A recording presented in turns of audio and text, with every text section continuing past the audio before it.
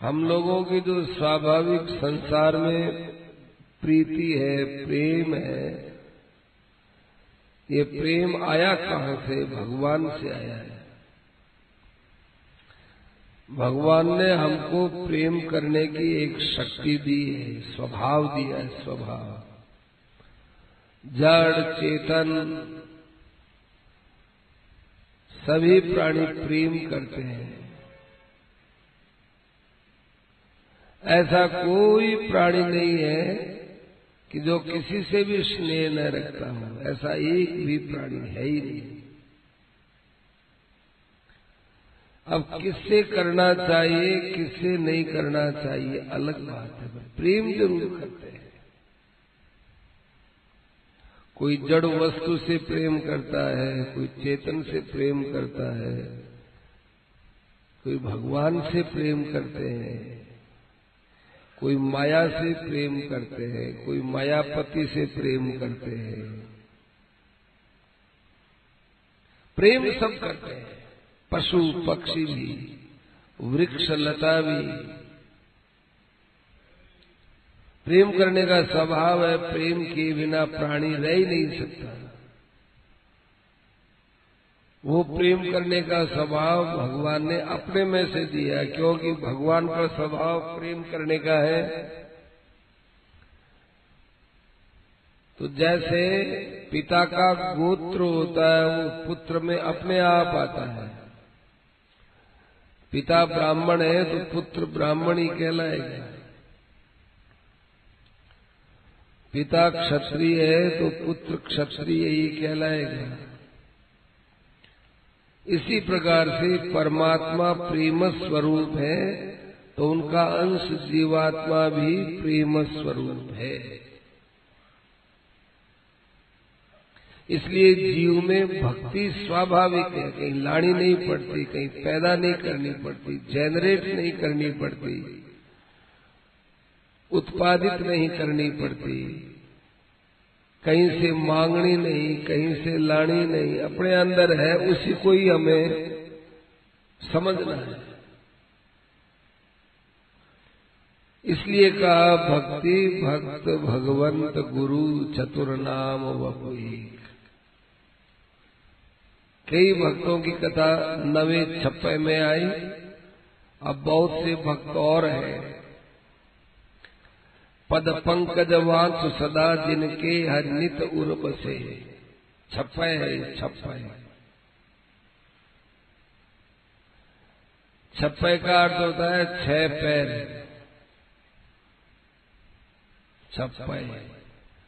56 में पढ़ने में तो 7 आते हैं, पर ऊपर ऊपर का जो पद होता है उसको नीचे नीचे देते हैं। ऊपर में सारे 56 का सारांश आ जाता है। पद पंकज वांछ सदा जिनके हर नित उर बसे। जिनके भगवान के हृदय में सदा निवास है, उन महापुरुषों के चरणों में हम सदा वंदना करते हैं। उनके हम चरण कमलों को चाहते हैं। कौन कौन है जी? योगेश्वर सुतदेव अंक मुचकुंद प्रियव्रत जेता। पृथु परीक्षित शेष सूत सौनक परचेता। शतरूपात्रय सुता सुनीति सती सभी मंदालस। यज्ञ पत्नी ब्रजनारी किए केशव अपने वश। ऐसे नर नारी जिते तिनहु के गाऊं जसे। पद पंकज वांछ सदा जिनके हरि नित उर बसे। कितनी भक्ति के साथ नाबाजी ने कहा है। योगेश्वर 9 योगेश्वर हुए।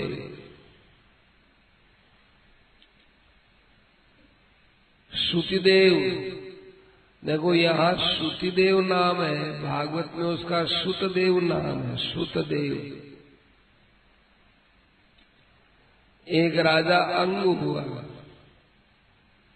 मुचकुंद हुआ, प्रियव्रत, पृथु, परीक्षित, शेष भगवान, शेष को भगवान भी बोलते हैं, शेष को भगत भी बोलते हैं। ये भगवत कोटि में भी आते हैं, भगवान की कोटि में भी आते हैं। जैसे भगवान राम ने ब्रह्मा जी को कहा था कि अनशन सहित लेऊं अवतारा, मैं अपने अंशों के साथ में अवतार लूंगा। तो अंश कौन? एक मैं तो पूर्ण ब्रह्म साक्षात परब्रह्म परमात्मा हूं ही, मेरे 3 अंश और हैं। एक अंश वैकुंठ में, एक अंश क्षीर सागर में और एक अंश पाताल में। तो विष्णु 3 है, 3 जगह निवास है, एक ही का 3 रूप है। जो विष्णु वैकुंठ में रहने वाले हैं वो है भरत जी, और जो शेष शाही विष्णु है वो है लक्ष्मण जी, और जो भौमा पुरुष है ठीक सब पाताल के नीचे विराजमान है, जिनकी भगवान शंकर भी सेवा करते हैं, वे है शत्रुघ्न जी। ये विष्णु के 3 रूप, और बाकी परब्रह्म परमात्मा राम है ही। तो विष्णु है वो शेषावतार, शेष भगवान के रूप में भी है, और शेष है हरदम भगवान की सेवा में रहते हैं, अपने गोद में रखते हैं, अपने हृदय में रखते हैं, हजारों मुखों से उनके गुणों का गान करते हैं। इसलिए शेष भगत कोटि में भी आते हैं। शेषनाग के हजारों मुख।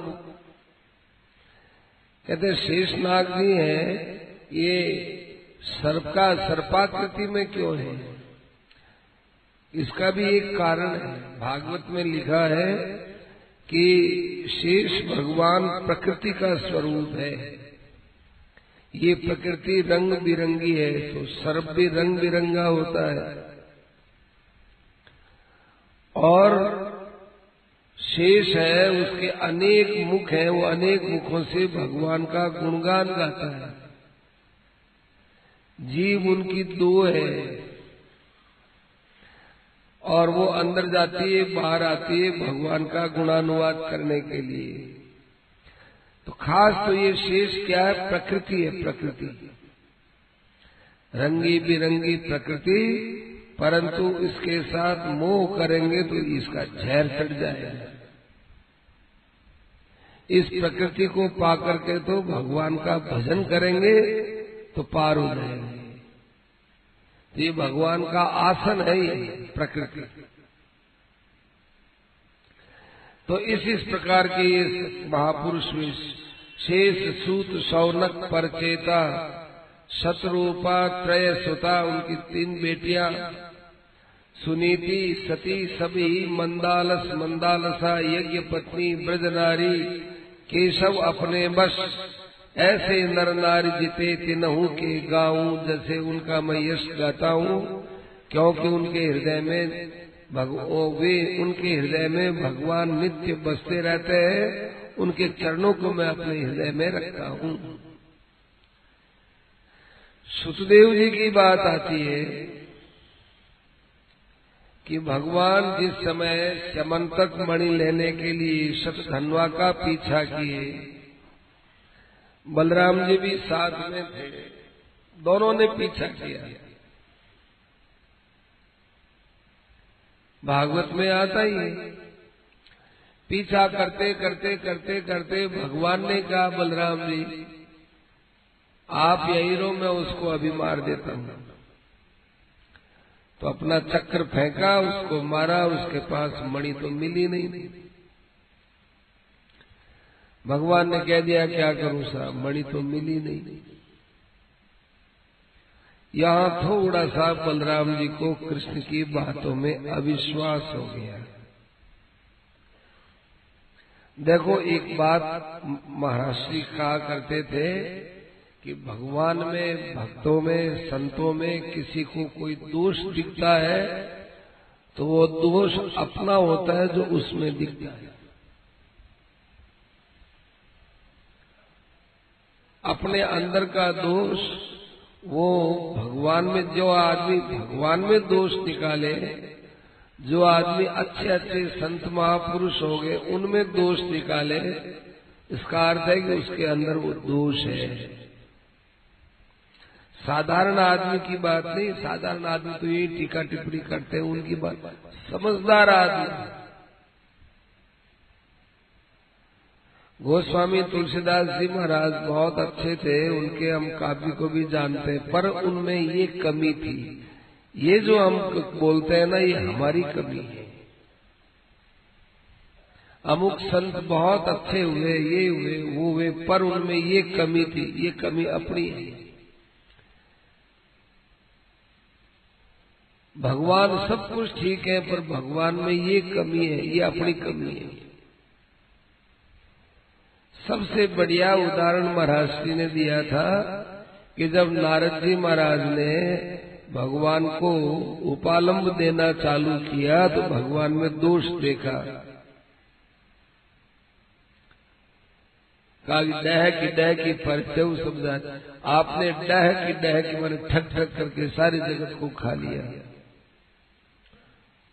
आप रमा मणि चारु, आपने तो सुंदर मणि धारण कर ली और शंकर जी को जहर दे दिया। ये नारद जी कब बोल रहे हैं, किस अवस्था में बोल रहे हैं? यदि भगवान की समुद्र मंथन के समय में गलती होती तो नारद जी भी वही थे, वही उस समय कहना थे महाराज ये क्या करते हो, मणि तो आप रखते हो और जहर आप शंकर जी को पिलाते हो। उस समय गलती न करके, उस समय की गलती को तो कुछ गलती दिखी नहीं, बाद में फिर जब अपनी तरफ से कोई दोष बात आई तो फिर वो पीछे की बातें ले लेकर के बोलते हैं आपने ये किया, आपने बताओ बेचारे राजा बलि के साथ में कैसा ठगी का व्यवहार किया, तो उस समय आप कहाँ चले गए थे? उस समय आते और कहते कि देखो मांगते समय छोटे बने और लेते समय देखो कितने बड़े बन गए। इसको वचन में लिया, इसको आपने कहा कि मैं 3 कदम लूंगा, तो इसने जो रूप देखा था 3 कदम का, उतने ही रूप से आप मांगो, इतने बड़े कैसे हो गए? तो छल है। उस समय तो नहीं बोले नारद जी, बाद में बोले। क्या उनका अंतःकरण अब दूषित हो गया। बड़े पुरुषों में दोष देखने से अंतःकरण बहुत दूषित होता है। महाराज श्री ने कहा कि एक बार हम लोग कहीं बैठे हुए 4-5 संत और भी थे, कुछ चर्चा कर रहे थे, कुछ ग्रंथों की भी कर रहे थे, कुछ शास्त्रों भी कर रहे थे, कुछ संतों के विषय में भी चर्चा कर रहे थे। अमुक संत ने ये कहा है, अमुक संत ने, जीवित संत, उनके भाषण में ये बात आती है, उन्होंने ये कहा है, उन्होंने ये कहा है, ये ठीक नहीं लगा, ये ठीक है। तो उस समय में भाई जी ने ये बात सुन ली। भाई जी ने कहा कि जो संत वर्तमान में विराजमान होते हैं, उन संतों की कोई भी क्रिया, कोई भी वाक्य, कोई भी सिद्धांत है, उसके ऊपर टीका टिप्पणी नहीं करनी चाहिए, क्योंकि उससे उनके अंदर दोष बुद्धि होती है और वो दोष बुद्धि अपनी पुष्ट हो जाएगी, अपने अंदर वो दोष पुष्ट हो जाएंगे।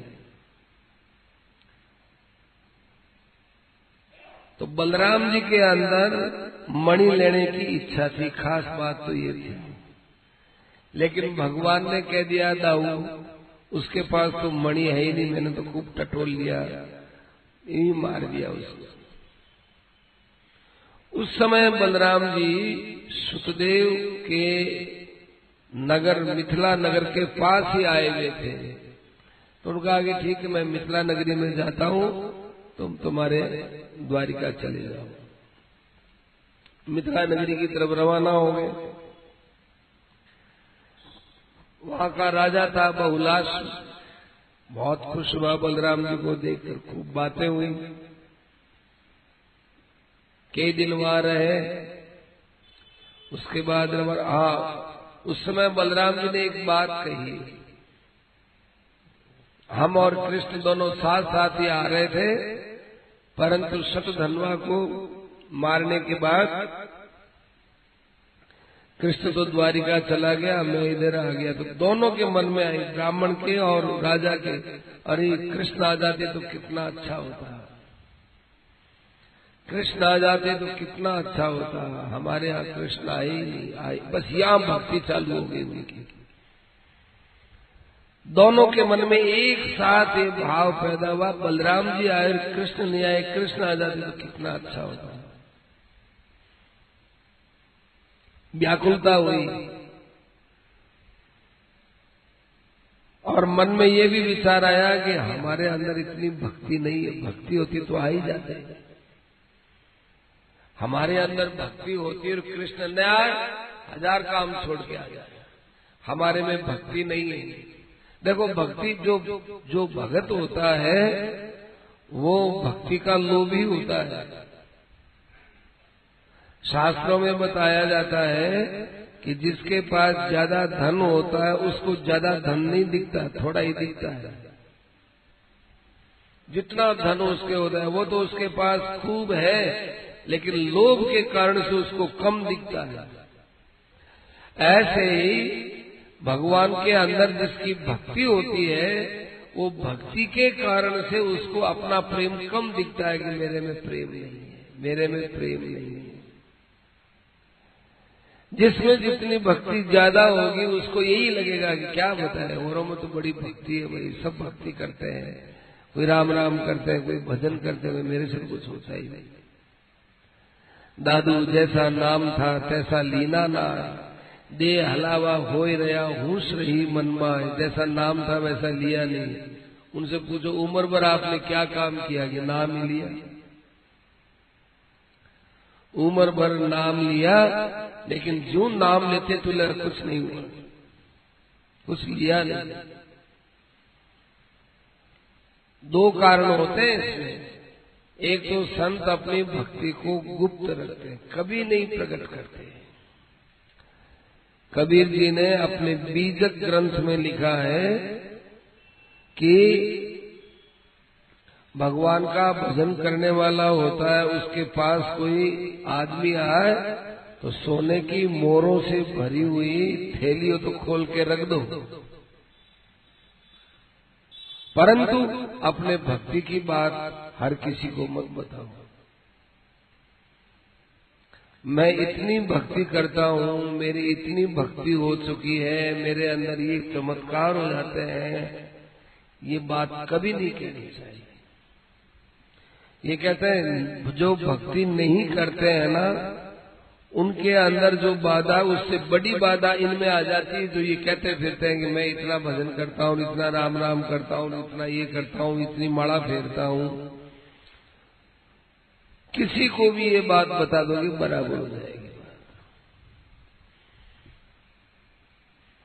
इतनी भक्ति गोपनीय होती है। सुतदेव के और राजा के एक साथ व्याकुलता हुई, अरे भगवान आए और मिले ने, ओ हमारे अंदर कोई भक्ति की कमी रही। बलराम जी आ गए, भगवान नहीं आए, भगवान नहीं आए, कृष्ण भगवान नहीं आए। अब अपने में तो कमी देखना, भगवान में गुण देखना और उनकी प्रतीक्षा करना, उनके लिए व्याकुल होना, यही तो भक्ति। और क्या भक्ति होती है?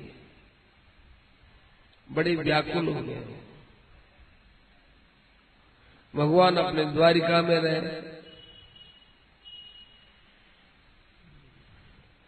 तो ऐसे करते करते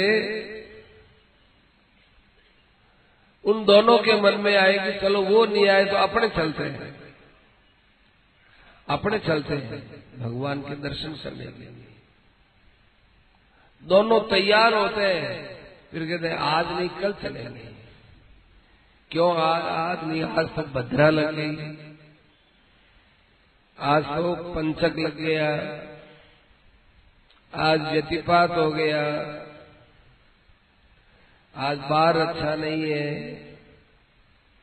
ऐसी भावना भगवान ने भरी उनकी।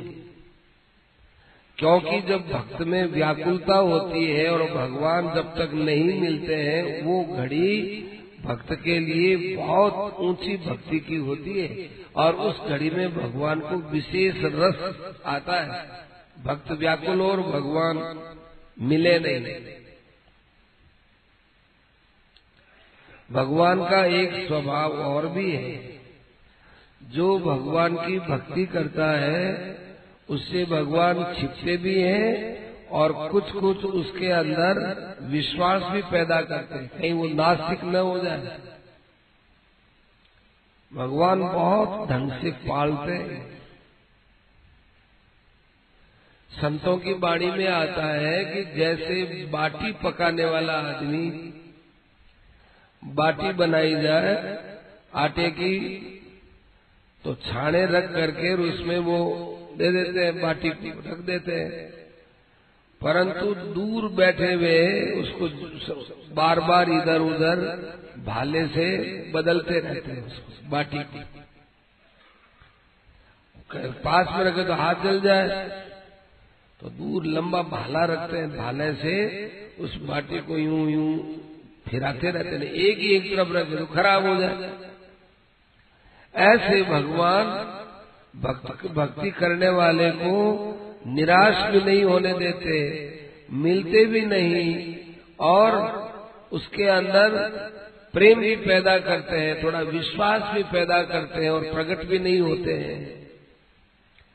न तो वो भगवान को छोड़ ही सकता है, क्योंकि उसके कई बातों में उसको अच्छा लगता है, ये भजन करना, ये रोना।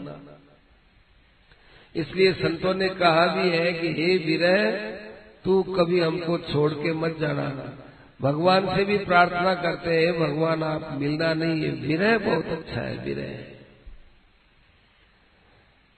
गोपियों को विरह हुआ तो क्षीण, वहां आता है ध्यान प्राप्त च्युताश्लेष, ध्यान प्राप्त च्युताश्लेष, सर्वक्षीण अमंगला, सर्वक्षीण मंगला। माने जितने उनके पुण्य थे वो ध्यान से भगवान से मिले ना, तो उसके आनंद में सब उनके पुण्य खत्म हो गए। और भगवान के विरह में गोपियां खूब रोई ना, तो उस रोने के अंदर उनके कोई पाप थे, भगवान से न मिलने के जो प्रतिबंधक थे, वो सब उसमें रो में खत्म हो गए। पाप का नाश, लोग देखते हैं कि पाप हो गया तो पुण्य का काम कर दो तो पाप नष्ट हो जाएगा।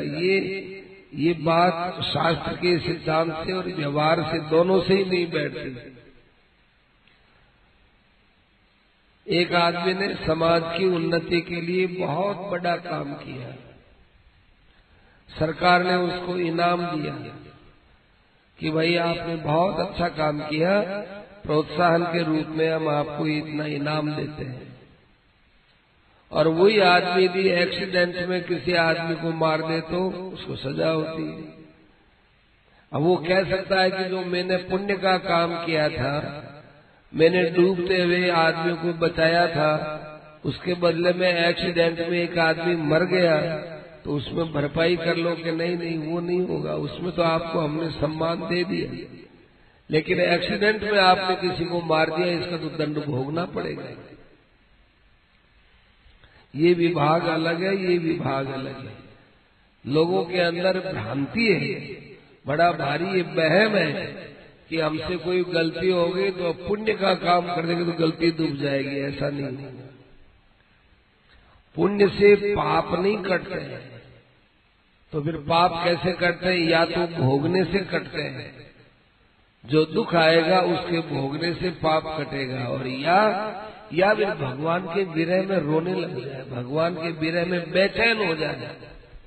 ये दो है पाप नाश के सबसे अच्छे उपाय। पर वो तो उपाय बहुत लंबा है, और वो भी पाप कब नष्ट होते हैं? जब हमारे अंदर कोई आफत आ जाए और हम उसमें खूब प्रसन्न रहे, तब पाप नष्ट होते हैं। यदि हम उसमें खूब रोते रहेंगे तो फिर भी पाप बाकी रह जाएंगे, पूर्णतः पाप नष्ट नहीं होगा। पूर्णतः तो नष्ट होगा नहीं, लेकिन अंशतः नष्ट होगा। दुख पा लिया ना, इसलिए अंशतः नष्ट होगा। परंतु प्रेम पूर्वक सह लिया तो वो पाप नष्ट हो जाएगा। पर उसमें तो अपने जाने कितने जन्म जन्मांतर के पाप है, कब तक हम सहन करेंगे। इसलिए भगवान के विरह में रोना चाहिए। संतों ने ये भी बताया कि विरह में इतना रो को आंख से तो आंसू निकले नहीं, आंख से आंसू न निकले, आंख को भी पता नहीं चलेगी हम रो रहे हैं, और अंदर में जो है बेचैनी कम न हो, और बाहर से उसको बिल्कुल पता नहीं चले। बाहर से बहुत मौज हो रही है, ये बस बड़े मौज से रहते हैं। ये भक्ति की इतनी गोपनीय बातें हैं। अपनी भक्ति का ज्ञान किसी को हो जाए फिर क्या भक्ति की। लोग संसार के प्रेम को तो छिपाते हैं, जो अनुचित प्रेम होता है उसको छिपाते हैं। उससे ज्यादा छिपाने लायक होता है भगवान का प्रेम। उस प्रेम के अंदर भगवान की भी मुश्किल हो जाती है। सुतदेव बहुलाश ये दोनों के दोनों अपनी भक्ति को द्वारिका में जाकर के प्रकट करना चाहते थे, लेकिन भगवान उनके मन में विचार फिर आज नहीं कल नहीं, आज नहीं कल नहीं, ऐसे करते करते करते करते 1 साल बीत गया उनका। आज चलेंगे कल चलेंगे, और अंदर ही अंदर उनकी भक्ति बढ़ी तो भगवान वहां स्वयं ही मिथिला नगरी में स्वयं पधारे। भागवत के कृष्ण लीला में अनेक बातें, उनमें बहुत सारे संसार भर के सब ऋषियों के साथ यदि भगवान आए हैं तो या मिथिला नगरी में आए, यही एक ऐसी बात है, और जगह बात नहीं है। ब्रज में तो कोई आया ही नहीं।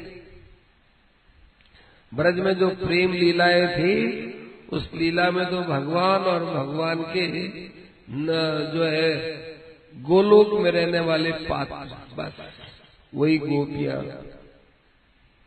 वही नंद जी, वही यशोदा जी, वही भगवान के साथी और वही गाय, ये नंदलोक के पात्र थे।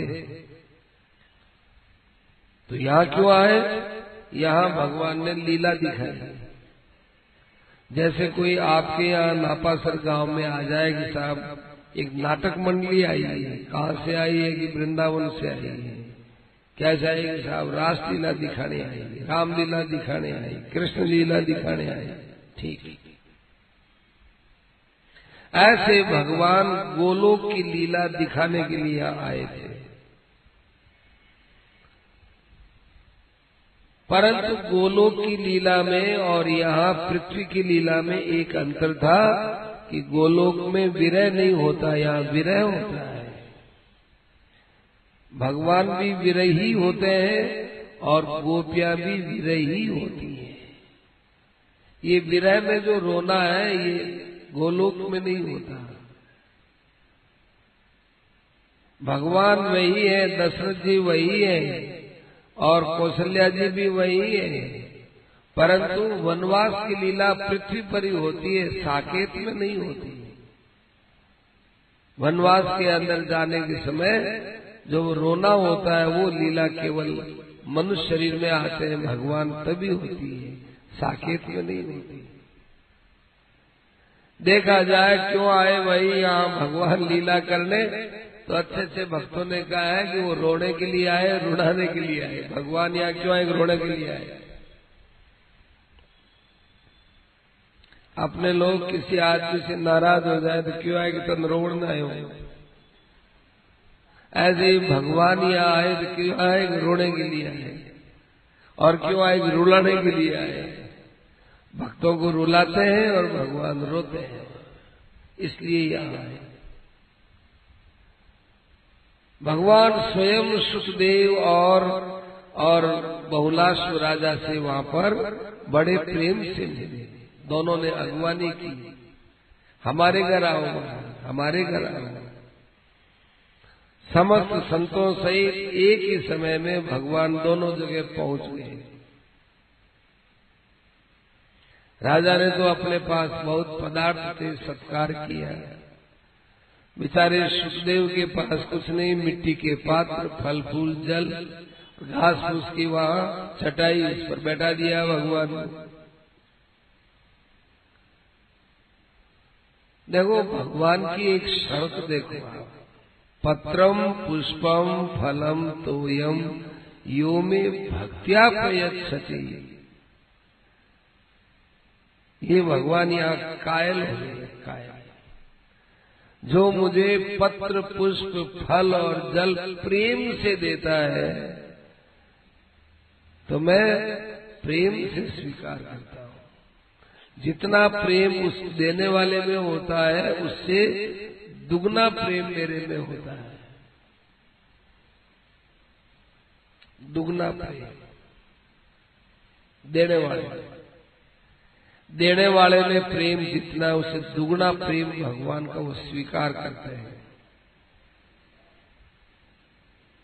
सज्जनों, हमारे यहाँ संसार में हमको कोई पता चले कि अमुक आदमी हमारी बहुत प्रीति चाहता है, हमसे प्रेम करना चाहता है, और वो आदमी बहुत ऊंचे दर्जे का आदमी है, बहुत काम आने वाला आदमी है, और वो हमसे बहुत प्रेम करता है, हमसे प्रभावित है, तो हम जान करके उससे मित्रता करेंगे। अच्छा, वो हमको चाहता है कि पूछो मत, आपसे तो बहुत प्रेम करना चाहता है और आपको बहुत चाहता है वो, तो अपने ही मन में आती है कि भाई इतने ऊंचे ओहदे में रहने वाला हमारे काम ही आएगा कोई, तो अपन उल्टा उससे जाने के लिए, मिलने के लिए लालायित होते हैं। ऐसे भगवान हमसे इतना प्रेम करते हैं और संत महात्मा कहते हैं कि अरे आपको भगवान जितना चाहते हैं उतना संसार में आपको कोई नहीं चाहता। संसार साथी सब स्वार्थ के हैं, पक्के विरोधी परमार्थ के हैं। देगा न कोई दुख में सहारा, सुन तू किसी की मत बात प्यारा। एक भगवान का भगत था, उसके वंश में कोई नहीं था, कोई नहीं, भाई नहीं, भतीजा नहीं, बहन नहीं, भांजा नहीं, खुद का विवाह हुआ नहीं, खुद ने विवाह करवाया नहीं, खुद के कोई संतान नहीं, क्या करे? भगवान का नाम लेता था बेचारा, बस्ती में से जो कुछ मिल जाता उससे अपना टिकट बनाकर भगवान के भोग लगाता। कहा महाराज मैं पढ़ा लिखा नहीं हूँ, मैं मंत्र जानता नहीं हूँ, बिल्कुल मुझ में अकल नहीं है, सुनी सुनी और देखी देखी नकलें करता हूँ, ये आपको भेंट चढ़ाता हूँ, ये मैंने रोटी बनाई आपको चढ़ाता हूँ और आपका प्रसाद पाता हूँ। आपको इसलिए चढ़ाया जाता है कि फिर वो प्रसाद हो जाता है, आपको नहीं चढ़ाते हैं तो प्रसाद नहीं होता। आजकल छोटे तबके के लोग होते हैं, वो बोलते हैं खाना खा लो। बड़े तबके के, उनसे थोड़े बड़े साधारण आदमी हैं, वो कहते हैं भोजन कर लो। और ऊंचे से ऊंचे दर्जे के आदमी हैं, वो कहते हैं प्रसाद पा लो। तीन प्रकार के आदमी को इनकी भाषा से ही तय कर लेना चाहिए कि किस भाषा में बोलता है। खाना खाओगे, भोजन करोगे, प्रसाद पाओगे, ये कैटेगरी है बोलने की, कैटेगरी। प्रसाद मांगे, प्रसाद पाओगे। भगवान के अर्पित किया हुआ होता है, वो प्रसाद हो जाता है, वो भोजन नहीं है। प्रभु प्रसाद पट धरे, कपड़ा भी पहनते हैं तो पहले भगवान के मंदिर में रख करके, चाहे अपना जो भी कपड़ा है वो पहले रख दिया भगवान के, फिर प्रसाद समझ के पहन लिया। प्रसाद समझ करके कपड़े पहनने चाहिए, प्रसाद समझ के अन्न लेना चाहिए। हरदम भावना रहिए भगवान का प्रसाद है। तो मैं तो सुनी सुनाई करता हूं, मैंने तो ऐसा ही सुन लिया करता हूं, मेरे मन में कोई भाव तो है नहीं, जानता नहीं ना मैं। और भगवान बड़े खुश होते हैं उस ऐसे भगत से जो कहता है कि मैं जानता नहीं, उससे भगवान बहुत खुश होते हैं। भोला भगत है वो। अब वो मरने लगा, वो भगत मरने लगा तो उसने भगवान को रोते रोते पुकारा, प्रभु मेरा तो कोई नहीं संसार में, तो मेरे को पिंड कौन देगा? मरने के बाद उसका पिंड दान न हो तो ऐसा शास्त्रों में मानते उसकी गति में बाधा पड़ती है। मेरे पास तो कुछ है ही नहीं, मेरे पास कुछ नहीं और मेरा कुछ नहीं, कोई परिवार में मेरा है ही नहीं, कौन पिंडदान करेगा? रोने लग गया, मरने लगा था कि न मैंने किसी को अपना माना, मैंने तो एक आपको अपना माना, आप हमको कभी दिखे नहीं दिखे, आपकी मर्जी, मुझे कौन पिंडदान कौन देगा? तो वो खूब घबरा करके प्रार्थना की। उसी समय भगवान आए और उसको अपनी गोद में लिया और अपने हाथ में आटे का पिंड लेकर के कहा, देख तेरे को पिंड मैं दूंगा। आज भी ऐसी कैसी मूर्ति है उस भगत की। भगवान की गोद में तो वो सो रहा है, भगवान ने गोद में लिया और उसको देख रहे हैं भगवान, और ये पिंड दिखा रहा है उसको, तेरे को पिंडदान मैं दूंगा। जिसका कोई नहीं होता है उसका मैं होता हूं, जिसके पास कुछ नहीं होता है उसके पास मेरी सब चीजें अपने आप पहुंच जाती हैं, आवश्यक वस्तुएं अपने आप पहुंच जाती हैं। तू मेरा हो गया, अब तेरा काम तो मुझे करना है, मैं कर दूंगा अपने आप, तो कोई चिंता मत कर। भगवान की गोद में उसके प्राण गए उस भगत के। कोई पढ़ा लिखा नहीं, कोई कुछ नहीं जानता, केवल बस्ती में से मांग करके रोटी बना के खाता। ब्राह्मण था, ब्राह्मण होते हैं वो भिक्षा के अंदर सीधी भिक्षा लेते हैं। आटा ले लिया, दाल ले लिया, चावल ले लिया, जो सीधी वस्तु आई फिर अपने हाथ से बनाते हैं सीधी वस्तु। तो वो सीधा उसको मिल जाता और कर लेता। वो मेरे पास पिंडदान के लिए अच्छा संग्रह रखते नहीं, इससे भगवत विश्वास कम होता है। लोग देखते हैं इतना पैसा हमारे पास संग्रह रहेगा तो इसके ब्याज से हमारा काम चलेगा। जितना हम संसार के भरोसे पर अपना जीवन देखते हैं उतना भगवान से विश्वास कम होता है। वस्तु का दुरुपयोग तो होना नहीं चाहिए, लेकिन संग्रह को बहुत बड़ा मान करके जीवन का आधार भी नहीं मानना चाहिए। कंजूसी कर करके खूब मन को महसूस करके धन इकट्ठा कर लिया। कब आए? इससे हमारा बुढ़ापा चलेगा, इससे हमारी पीढ़ियां चलेगी, इससे भगवत विश्वास कम होता है। काम तो भगवान चलाए हुए जैसे चलता है, पर भगवान के प्रति विश्वास कम होता है कि मेरे ये गीता जी में आया ना, इदम अस्ति इदम अपि में भविष्यति पुनर्धनम, ये तो है, ये और हो जाएगा और इससे मेरा काम चलेगा। ये आश्रित संपत्ति का स्वरूप बताया है गीता में कि इसका अर्थ ये है कि हम लोग लुटा दे सब, ये अर्थ नहीं। पैसे को फेंक दे, लुटा दे, कर दे, बिल्कुल नहीं। बहुत अच्छा उसका सदुपयोग करो, परिवार में दूसरों की सेवा में लगाओ। अच्छे से अच्छे काम में पैसा लगाने से दो बात होती है, एक तो पैसे में मोह नहीं होता और एक पैसे पर विश्वास नहीं होता। अच्छे काम में लगते ही पैसा एक गौण हो जाएगा। काम अच्छा हुई, कितना अच्छा हुआ, पैसा तो लगा, लेकिन देखो सबके काम है, बहुत अच्छा हो गया। तो पैसा तो हो गया गौण और उसका उपयोग हो गया अच्छा। दूसरे में पैसे पर विश्वास नहीं होगा, अच्छाई पर विश्वास होगा। इसलिए जहां हमारा जितने धन में विश्वास होगा, वो विश्वास भगवान का कट जाता है। इदम अस्ति इदम अपि में भविष्यति पुनर्धनम, ये तो है और ये फिर आगे हो जाएगा, इतना पैसा यूं हो जाएगा, इतना यूं हो जाएगा, ऐसी कल्पना के अंदर उसी में उलझ जाते हैं। सुतदेव और बहुलासु, उनमें ये भावना नहीं थी, वो भगवान के संकल्प में उलझे रहे और उलझते जो है इतने भगवान में मस्त हो गए कि भगवान को मिथिला नगरी में आना पड़ा। सारी मिथिला नगरी भगवान के स्वागत के लिए उलट पड़ी।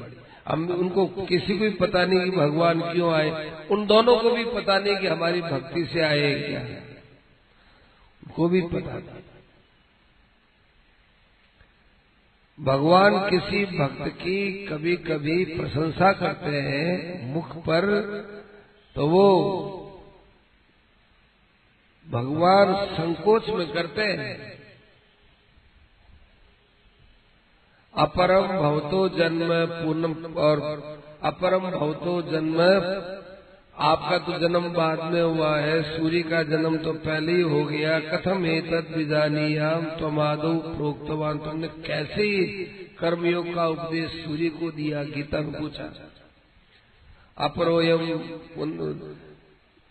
अपरम भवतो जन्म, आपका जन्म तो बाद में हुआ और सूर्य का जन्म पहले हुआ। कथम एतद् विजानीयाम, कैसे जाना? और उससे पहले भगवान कह के आए कि भक्तों में सखा चेती रहस्यम ये तदुत्तम, स एवायम मया चेत्य योग प्रोक्त पुरातन, भक्तों में सखा चेती रहस्यम ये तदुत्तम। ये उत्तम रहस्य है। क्या उत्तम रहस्य है? कि तू मेरा सखा है, तू मेरा भक्त है, इसलिए उस विद्या को मैंने तुम्हें अपना समझ के कहा। रहस्य की बात है, रहस्य की बात कह करके भगवान ये बताना चाहते हैं कि तू मेरा सखा है, तू मेरा मित्र है, तो मेरी बात को तुम्हें विश्वास पूर्वक स्वीकार करना चाहिए।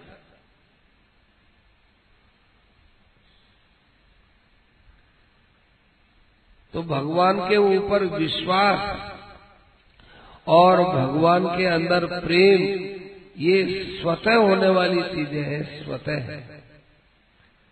आज हम लोगों का स्वतः संसार में प्रेम होता है, स्वतः संसार में स्वतः आकर्षण होता है।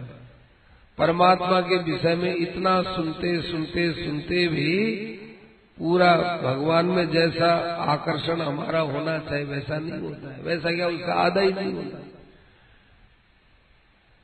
बोलते भी है, कहते भी है, समझते भी है, पढ़ते भी है, परंतु वैसा नहीं होता।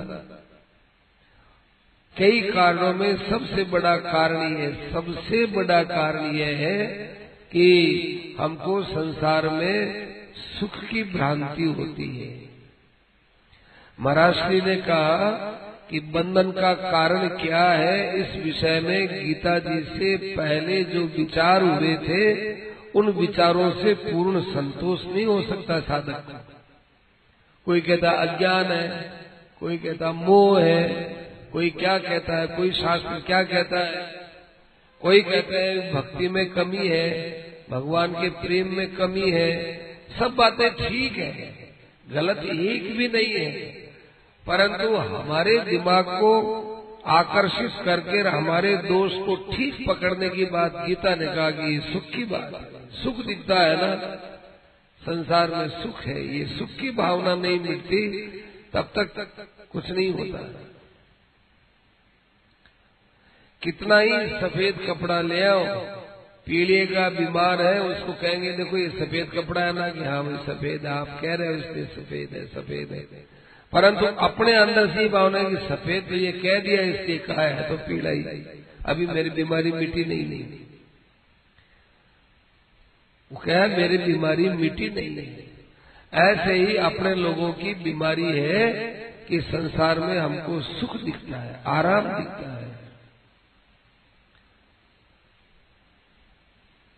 उसको हम गहराई से नहीं देखते हैं। जितने बड़े बड़े भक्त हुए भगवान में क्यों आकृष्ट हुए कि उनको जो संसार में हम लोगों को सुख दिखता है उनको लेशांश भी सुख नहीं दिखता, बल्कि उनको दुख दिखता, आफत दिखती है, आफत, उनको आफत दिखती है। बताया था ना, एक संत थे, गए जंगल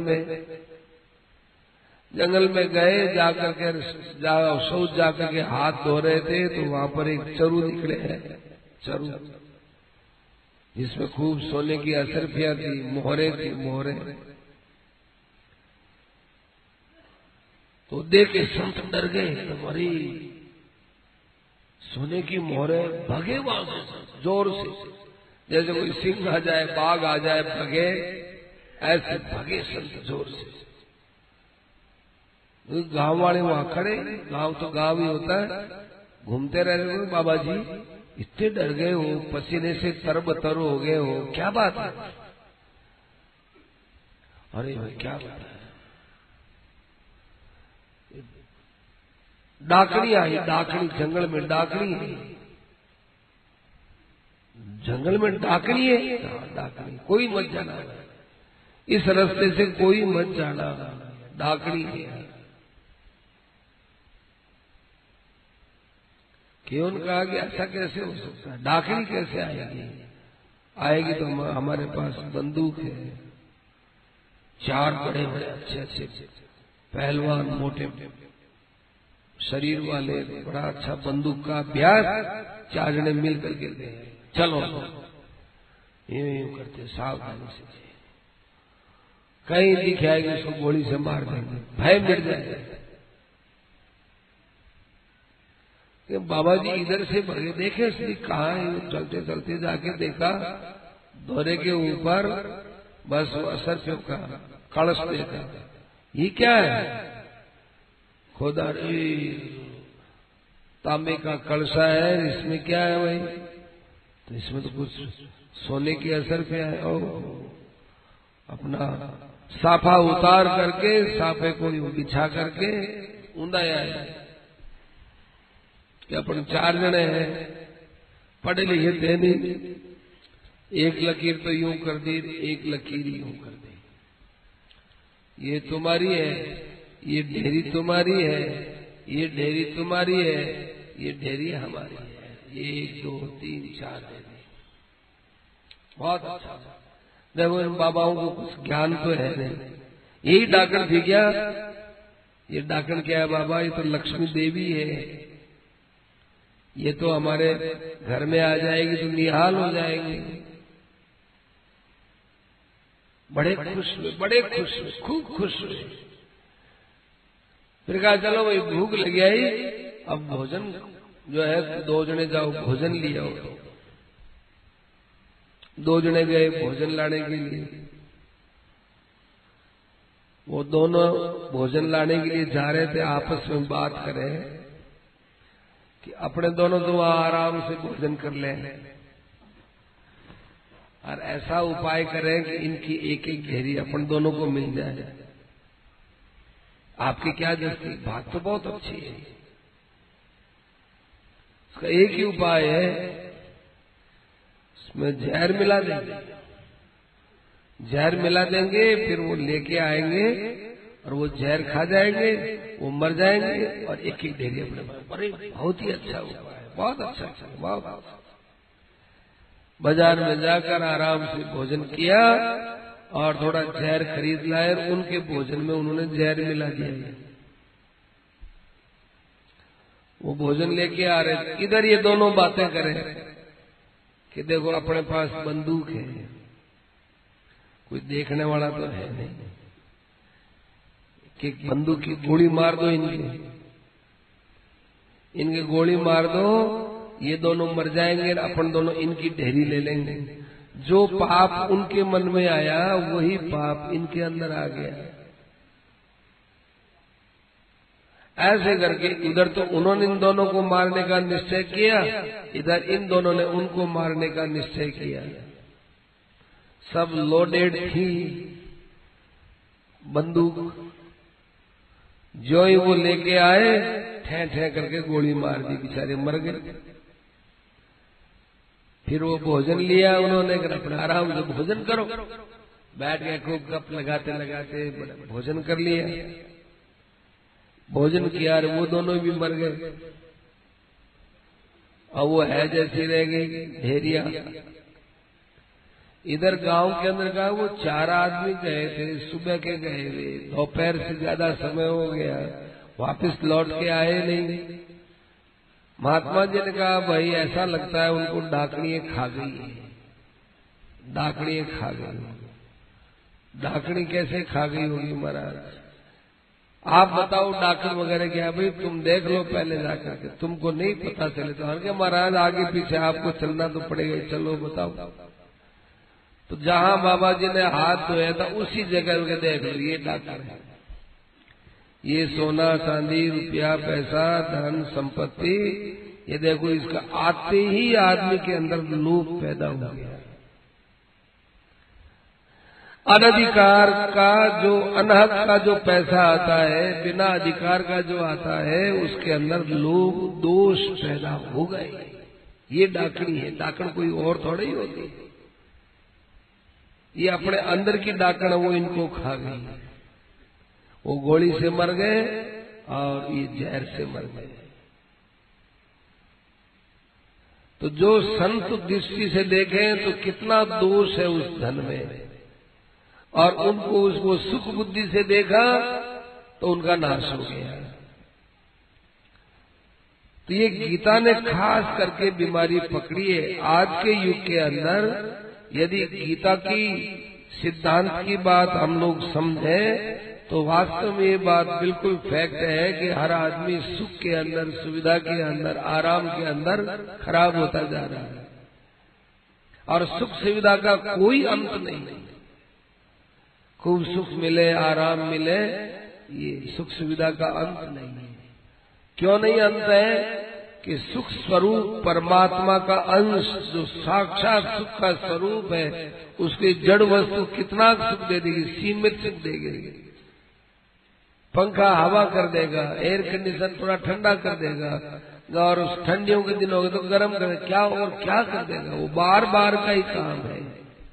जैसे पानी ओस का कारज नहीं सरता, ओस से खेती नहीं होती, ओस से प्यास नहीं बुझती, ऐसे संसार की जितनी सुख सुविधा की सामग्री है ये ओस के पानी की तरह, इससे खेती नहीं हो सकती, इससे प्यास नहीं बुझती।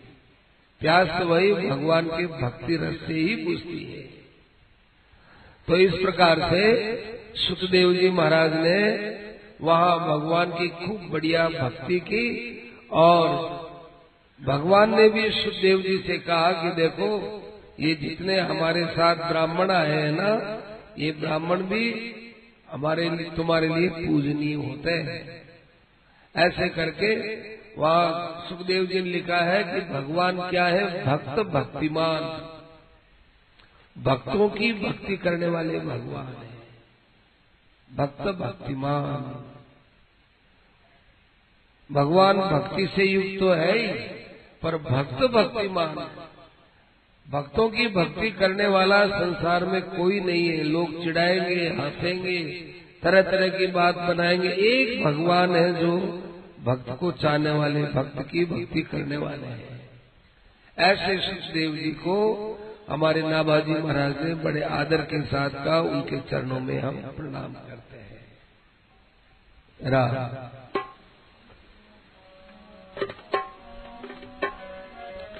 जय जय सीतापते राम।